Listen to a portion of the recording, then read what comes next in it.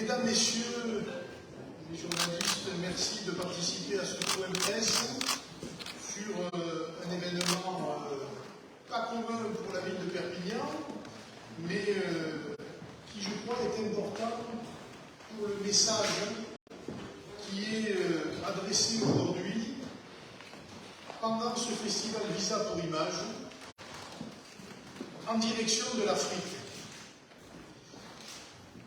J'ai la chance d'avoir participé, il y a quelques années déjà, à des conférences, à des actions, pour parler précisément de l'avenir des relations entre la France et l'Afrique, entre le continent européen et le continent africain.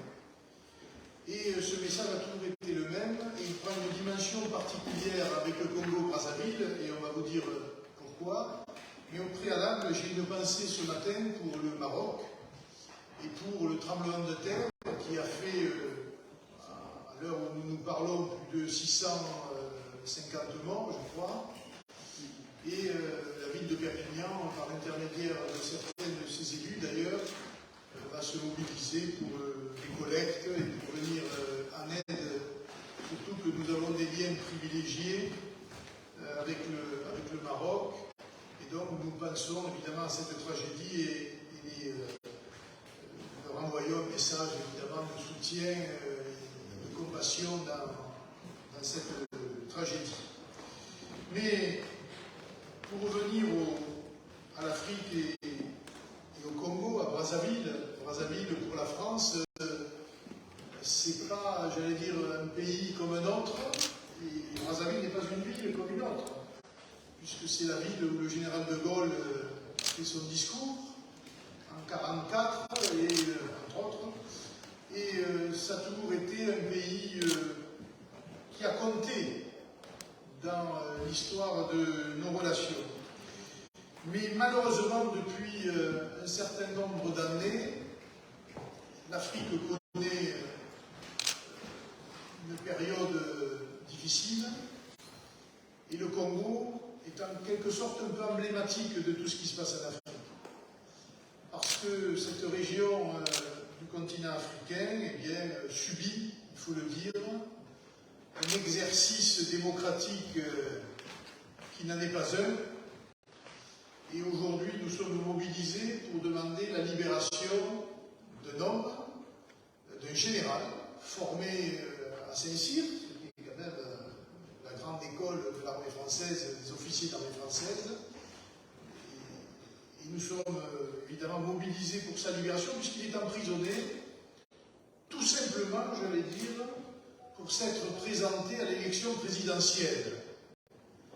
Et malheureusement, cette élection présidentielle, dont on sait comme partout, ou souvent, on va dire, en Afrique, n'était pas aussi démocratique qu'elle voulait bien le dire. Et c'est à ce moment-là que moi je me suis mobilisé. Enfin, vous le verrez tout à l'heure lors des discours, pour beaucoup de raisons, parce que nous avons une vision de ce que devraient être les relations entre la France et l'Afrique. Et cette relation, elle doit être faite de sincérité, de vérité et de respect mutuel. Et quand on voit tout ce qui se passe aujourd'hui autour du Mali, avec le Niger, quand on voit ce qui se passe de la contestation de ce que représente la France en Afrique aujourd'hui, je pense qu'il est temps d'envoyer un message et de le dire clairement. Non, les Français ne se désintéressent pas de l'Afrique, et inversement, non, les Africains ne sont pas aujourd'hui mobilisés contre la France. Les Africains sont mobilisés, en tout cas la jeunesse africaine, contre une certaine France, une certaine élite française, qui depuis 30 ans multiplie les erreurs, soutient un certain nombre de régimes qui oppriment, qui exploitent, et dont, j'allais dire, le Congo-Brazzaville est un peu un symbole. Et c'est pour cela qu'il faut se mobiliser, parce que si nous voulons peser sur la politique internationale et les relations franco-africaines, On ne peut pas faire l'économie de défendre en Afrique la liberté, les libertés démocratiques et de défendre celles et ceux qui se battent précisément pour qu'elles s'imposent. En tout cas, pour que la liberté s'impose. Et je suis heureux d'accueillir à Perpignan, j'allais dire, des ambassadeurs de cette vision des relations que nous devons avoir, et que moi je pense que nous devrions avoir, et j'allais dire Marine avec moi, c'est tout le discours de N'Djamena lors de la dernière élection présidentielle en 2017, c'est tout le discours, et nous accueillons donc des représentants du mouvement MPA, M. Francis Mouketo qui est ici, M. Benoît Hulou qui est là, M. Jean-Pierre Paul Tebenga qui est à mes côtés, et qui vont vous expliquer, en tout cas qui répondront aux questions. Mais ça peut paraître bizarre de dire pourquoi Perpignan. Je sais que la presse va me le demander, mais d'abord parce que quand j'étais député européen et député français, je me suis exprimé sur le sujet, y compris contre la politique de M. Hollande, qui avait signé un chèque en blanc à M. Sassou Nguesso pour son faux référendum, etc. Et puis surtout, on ne le savait pas, mais on a un président congolais enterré à Perpignan. Et d'ailleurs, ça a surpris tout le monde, puisque le président Lissouba, qui est décédé il y a 1 an et demi, je crois, à peu près, a été enterré à la cathédrale de Perpignan.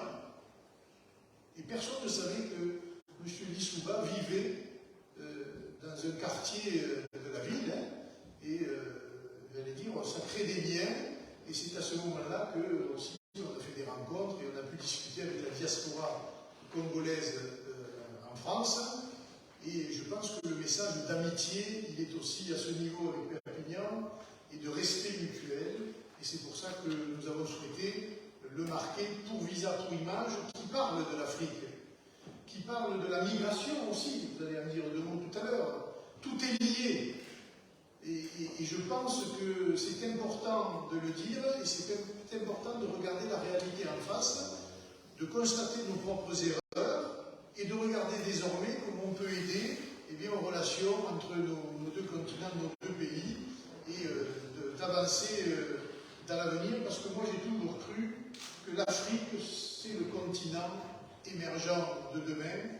C'est un continent qui aura dépassé, je crois, les 2 milliards d'habitants et qui a sous son sol très certainement les richesses les plus importantes de la planète, qui d'ailleurs, malheureusement, dans beaucoup de cas, a fait aussi son malheur. Mais je crois qu'aujourd'hui, il faut avancer, il faut tourner cette page-là, ou en tout cas tenter de la tourner, et de reprendre un peu, j'allais dire, nos destins en main.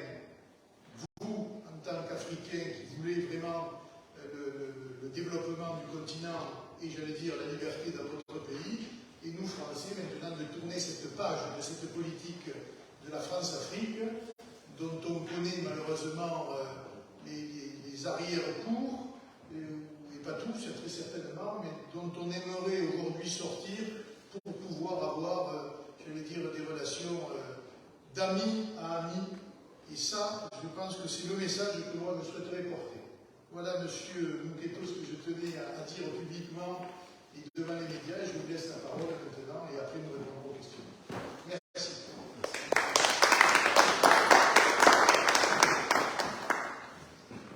Monsieur le maire de Perpignan, cher Louis Alliot, je voulais tout simplement dire au nom du MPA, au nom de la diaspora africaine, et en particulier congolaise de France, rassemblée autour du MPA aujourd'hui, de vous dire d'abord toute notre infinie gratitude pour cette invitation à cette 35e édition de Visa pour Image dans notre pays, qui met en avant l'Afrique. Alors, je voulais juste revenir sur ce que M. le maire vient de dire. il a tout dit finalement. L'Afrique, aujourd'hui, se meurt à petit feu parce que, à la tête de ces États, il y a des dictateurs, il y a des dictatures qui ont pour fond de commerce des démocratures en lieu et place des démocraties. Il y a eu le vent de l'Est qui est arrivé en France à la chute du mur de Berlin.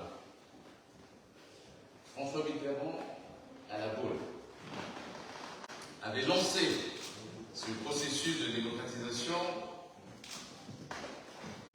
des régimes politiques en Afrique. Mais malheureusement, à l'arrivée, on a vu ce que ça donne. Ce sont des régimes qui perdurent longtemps. Vous savez, la moyenne en Afrique centrale, la durée des mandats de président, une quarantaine. Comment voulez-vous un président qui peut rester au pouvoir pendant 40 ans? C'est inimaginable. Et donc on est ici à Perpignan parce que nous avons dans les relations entre la France et l'Afrique un grand ami, un défenseur des libertés, un défenseur des droits humains, qui est M. Le Maire, qui a pris fait et cause pour les Africains dans pas mal de combats contre justement ces dictatures. Et aujourd'hui, avec le développement de l'Internet, le monde est devenu un petit village. Tout ce qui se passe dans un pays est su dans l'autre. Et la jeunesse africaine, qui représente 70% de cette population, avec un boom démographique qui est envisagé à l'horizon 2050, où l'Afrique pourra atteindre les 2 milliards d'habitants, il est important de prendre en compte le message de ceux qui n'ont pas connu cette phase de la colonisation. La jeunesse africaine aspire désormais à une prise en main de son destin. Elle aspire désormais à plus de liberté que de domination, à plus de créativité pour voir des lendemains meilleurs. Aujourd'hui, elle est paupérisée. Aujourd'hui, elle est piétinée. Aujourd'hui, elle est marginalisée. Aujourd'hui, elle préfère mourir dans la Méditerranée. Celles-là qui, indirectement ou directement, soutiennent les dictatures. Celle-là qui est à l'origine du sentiment grandissant anti-français qui naît en Afrique. Alors que c'est un faux débat. Ce n'est pas les Africains qui veulent chasser la France de l'Afrique, mais c'est plutôt cette élite qui est en collusion avec la mafia internationale et la mafia africaine, et c'est celle-là qui serait à l'origine du printemps africain. Nous sommes là au moment où des régimes tombent les uns après les autres. Usés par le temps, ils n'ont plus rien à démontrer. Impopulaires, illégitimes, parce qu'ils avancent dans les hold-up électoraux. Mais pas seulement dans les hold-up électoraux, dans la violence, dans l'assujettissement de leur population à l'esclavage. À l'esclavage. Dans de nombreux crimes économiques, dans de nombreux crimes de sang, parce que on ne veut pas entendre des voix dissonantes. du moment où ce tableau, ce décor est installé, cette jeunesse qui n'a pas vécu la colonisation est vent debout pour s'approprier la science, s'approprier le développement de l'Afrique dont on leur a promis tout le temps. L'autosuffisance alimentaire implantée, ils n'ont pas. Et pourtant, ça n'est pas des terres arabes qui manquent. Ça n'est pas de la main-d'œuvre qui manque, puisque cette main-d'œuvre vient en Europe pour chercher à survivre. Il faudra désormais que les Africains restent chez eux, avec leur richesse, puissent se développer pour voir cette inversion de courbe où ça sera l'Europe qui immigrera vers l'Afrique, parce que l'Afrique, avec ses 2 milliards de têtes ensemble, de cerveaux, de richesses, pourra attirer le continent européen. Et c'est ça ce qu'on veut dans leur collaboration, dans les échanges, etc. Et donc nous sommes venus à Perpignan d'abord pour remercier M. le maire qui, par ses nombreuses interventions, avec ses plusieurs casquettes, ancien député de l'Assemblée nationale française, ancien député européen, au cours de ses mandats, il a brillé dans la défense des droits humains en Afrique. Et comme Perpignan est une ville d'où part beaucoup d'aide à travers le monde, on est là à point nommé pour d'abord saluer les Perpignanaises et les Perpignanais, vous dire que l'Afrique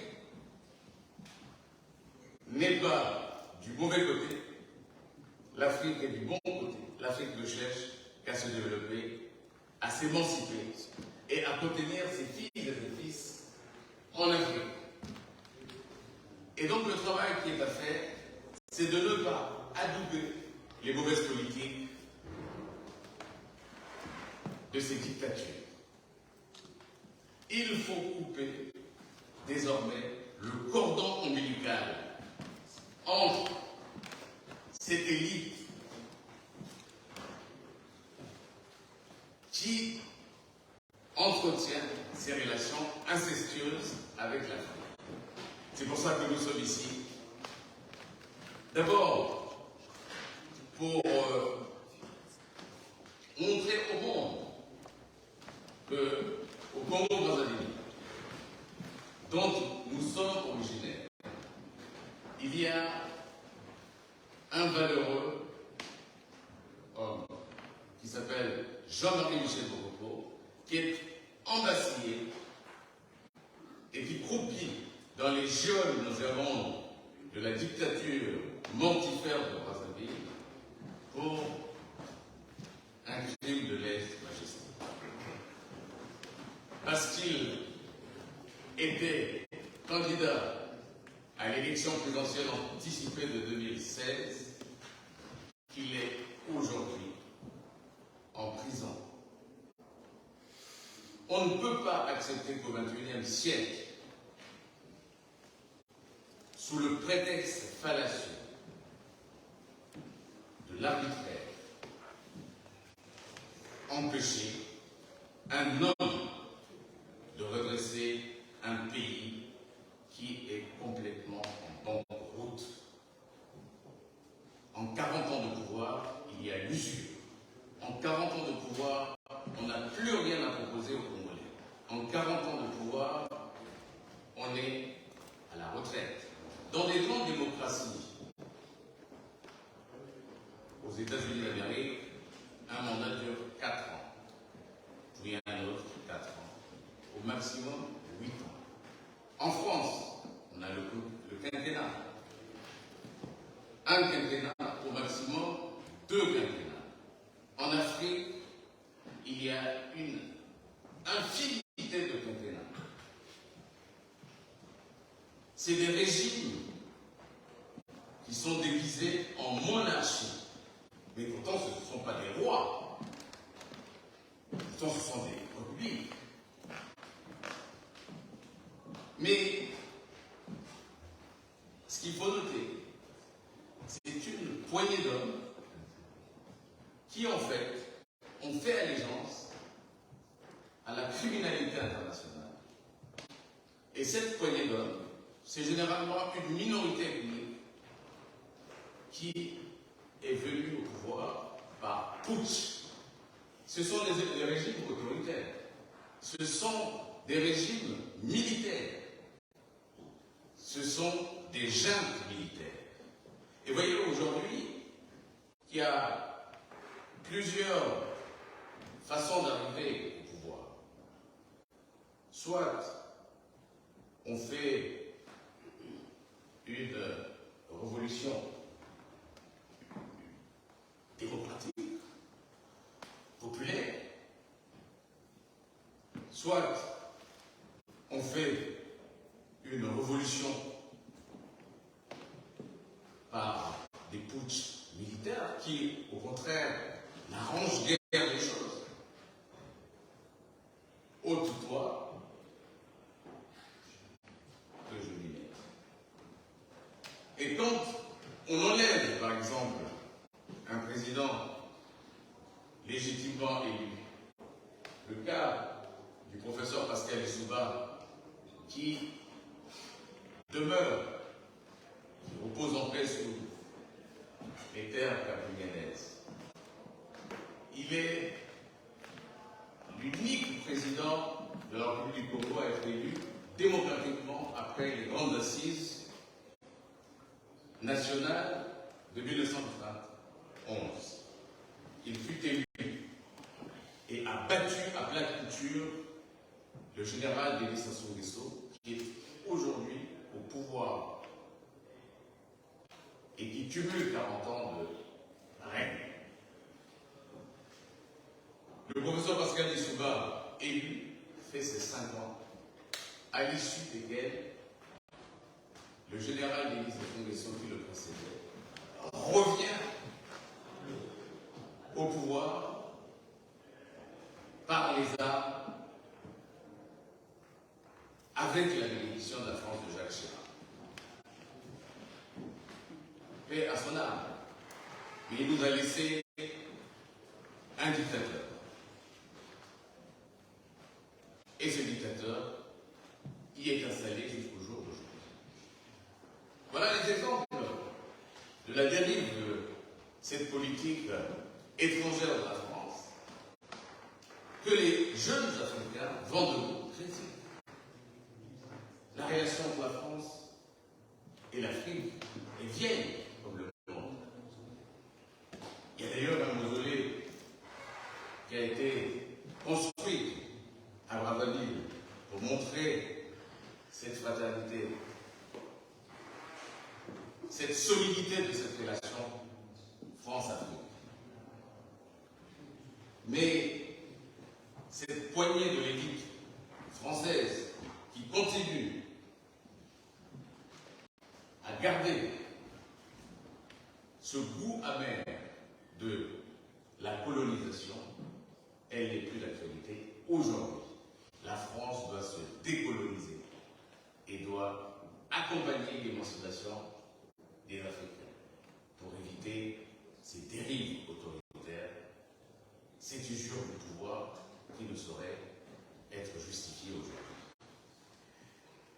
Je voulais donc dire que pour le cas du Congo, puisqu'on va à l'issue de la cérémonie d'aujourd'hui dévoiler sur le fronton de votre mairie, monsieur le maire, le visage d'un homme. Un homme qui est détenu dans des conditions ignobles.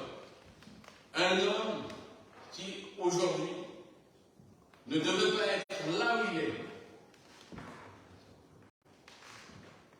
pouvoir de la République du Congo est dans la maison d'arrêt de Brazzaville. Nous venons ici pour demander au monde entier que ce dictateur qui est à Brazzaville a une politique unique. Il est à l'origine de tous les maux que connaissent les Congolais aujourd'hui. Pays pourtant riche, pays francophone de l'Afrique centrale, qui n'a que 5 millions d'habitants.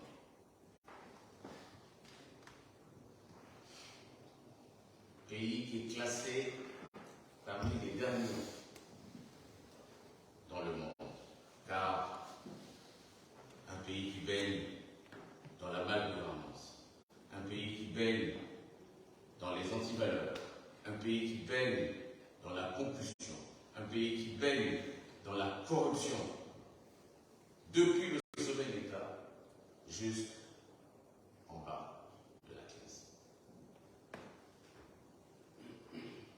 Et donc, nous venons ici parce que nous avons pris fait et cause des Africains, nous avons fait et cause du peuple congolais qui aujourd'hui est un peuple sans voix, et nous venons dire au monde entier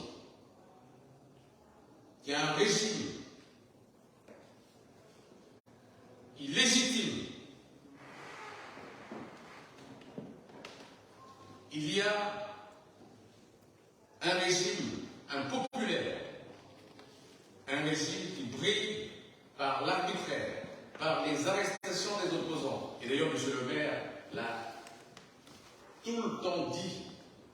Et je pense que c'est depuis 2002 que, M. le maire, cher ami, que vous intervenez en France, vous interpellez les autorités françaises pour qu'ils puissent changer leur politique à l'endroit des Africains, en particulier du Congo-Brazzaville. Que les aides ne peuvent pas être données sans exigence, sans une contrepartie sur la démocratisation, sur les droits de l'homme, sur le respect de l'être humain qui est sacré. Mais au Congo-Brazzaville, on peut tuer quelqu'un sans que vous soyez poursuivi. Vous pouvez partir tranquillement et librement dans votre vie. Et donc, à partir de ce moment-là, nous sommes ici pour vous dire merci. Nous sommes ici pour dire au monde entier qu'on a un régime crapuleux, barbare, qui est en Afrique centrale, le Congo-Brazzaville. Et je pense que ce printemps africain arrivera au Congo, puisqu'il est pratiquement à côté, puisque le Gabon est frontalier du Congo-Brazzaville. Et donc, mesdames et messieurs de la presse, nous nous livrons donc à ce rituel questions-réponses. Si vous avez des questions, nous sommes là pour vous répondre.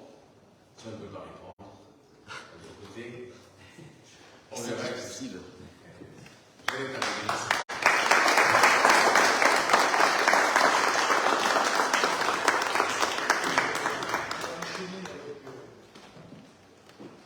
C'est difficile, monsieur, parce que je ne suis pas forcément spécialiste de la géopolitique de l'Afrique, mais on a l'impression qu'il y a un sentiment, en ce moment, qu'il y a une contagion des difficultés des pays d'Afrique qui sont aujourd'hui où il y a une vraie contestation, pas seulement anti-française, cette contagion, on la voit, on l'entend dans les médias.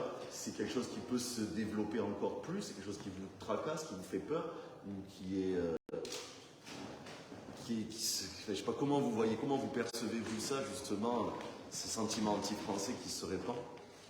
Ce sentiment anti-français ne devrait pas être. J'ai expliqué tout à l'heure que c'est le fait de soutenir des dictatures en Afrique, et ces dictatures qui paupérisent et qui tuent, qui pillent en bande organisée leur richesse, ne font rien pour leur peuple.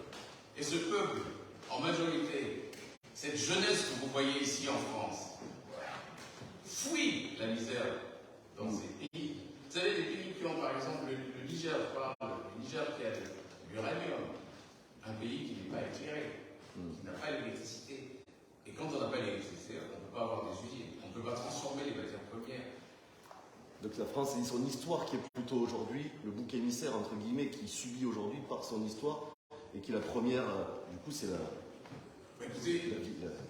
si je dis une cible, la cible première, la cible facile. Et c'est pour ça que la politique française doit changer de braquet, doit changer d'école. Il faut rentrer dans l'histoire. D'ailleurs, le président Macron, qui aujourd'hui a décidé de la France, doit imaginer une autre forme de relation avec l'Afrique. D'ailleurs, il a dit à la conférence France-Afrique qu'il faille prendre les choses en main. Et ça, c'est important. Sinon, vous voyez, le Mali a dit non à la France, le Burkina Faso a dit non à la France, le Niger veut dire non à la France, la Guinée a dit non à la France. Vous voyez qu'ils veulent se tourner vers d'autres puissances coloniales qui n'ont aucun lien avec l'Afrique. Alors qu'avec la France, nous avons des liens d'amitié, de fraternité de tous les peuples. Et donc il faut maintenir ces liens. Nous avons besoin de la France a besoin de l'Afrique. Et nous allons continuer en toute intelligence dans une relation gagnant-gagnant, dans un partenariat équilibré. Et c'est ça ce que veulent les Africains. Ce n'est pas un sentiment anti-français pour dire la France dehors, non. La France doit désormais équilibrer sa relation avec l'Afrique. Et de langage aussi, puisque c'est un pays francophone aussi au niveau de la diction. C'est cela. Il y a la francophonie. Il y a la langue française. Vous savez, moi je parle français parce que dans mon pays d'origine, la langue officielle, c'est le français. Et dans tous les États, les 14 États francophones africains, on parle français couramment. Et c'est pour ça d'ailleurs que vous les voyez ici en France. Ils ne vont pas dans les pays anglophones. Ils viennent ici parce qu'ils se reconnaissent en France leur ex-puissance coloniale. Et c'est normal. Donc on doit renforcer ces lignes. Mais vous êtes là aussi pour cette action importante de demander la libération. Donc c'est ça aussi l'acte fort aujourd'hui. Vous êtes là pour montrer qu'il est important auprès du gouvernement, auprès d'autres États. Est-ce qu'il y a d'autres? Quel est le processus aujourd'hui? Qu'est-ce qui est en cours pour justement essayer de peser pour sa libération? J'ai bien compris, vous êtes ici pour demander à monsieur le maire aussi sa contribution, de jouer un rôle, mais qu'est-ce qu'il y a d'autres moyens? Est-ce qu'il y a d'autres rouages au niveau international pour peser? Alors au niveau international, nous avons fait plusieurs démarches. D'ailleurs, on a fait en juin dernier, le 16 juin, le 17 juin, nous avons fait une marche contre l'arbitraire. Nous avons déposé un mémorandum au ministère des Affaires étrangères. Et cet exercice, nous le faisons tout le temps. Mais il n'y a pas forcément d'écho. Nous avons des Africains comme M. le maire. Je peux le dire, parce que lui au moins, il le dit tout haut ce que pense tout bas les autres. Lui au moins, il est le défenseur des Africains. C'est pour ça que notre venue ici, c'est d'abord pour le remercier. Le remercier pour ce combat, la défense des droits humains qu'il porte dans son sang. Et nous sommes en phase avec lui par rapport à ce combat qu'il mène, puisque nous-mêmes nous menons ce combat d'arrache-pied pour la libération des nôtres, notamment la libération des prisonniers politiques et d'opinion. C'est pour ça. Il y a des actions en justice. Il faut savoir que ces régimes crapuleux baignent souvent dans ce qu'on appelle les biens mal acquis. C'est-à-dire qu'ils pillent leur pays pour venir investir illégalement dans d'autres pays en Europe. Et ces biens sont souvent saisis.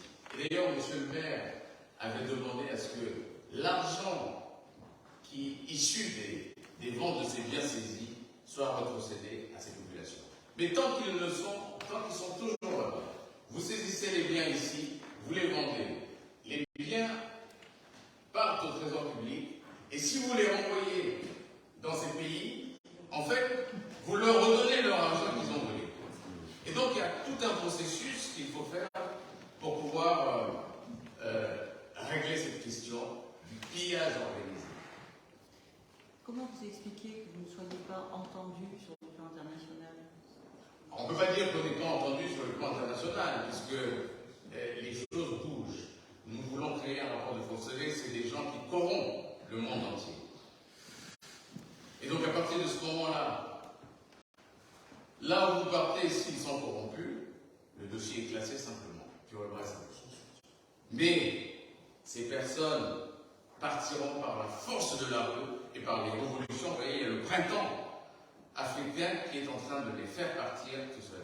Le régime de Bongo est tombé. Il voulait encore tricher. Mais il y a une révolution de palais qui l'a arrêté net. Et qui pourra peut-être avoir des repliques, comme dans d'autres pays où cela s'est passé. Au Mali, au Niger, au Burkina Faso, vous voyez. Et ça va continuer comme ça. On va descendre. Merci. On a une demi-heure de retard.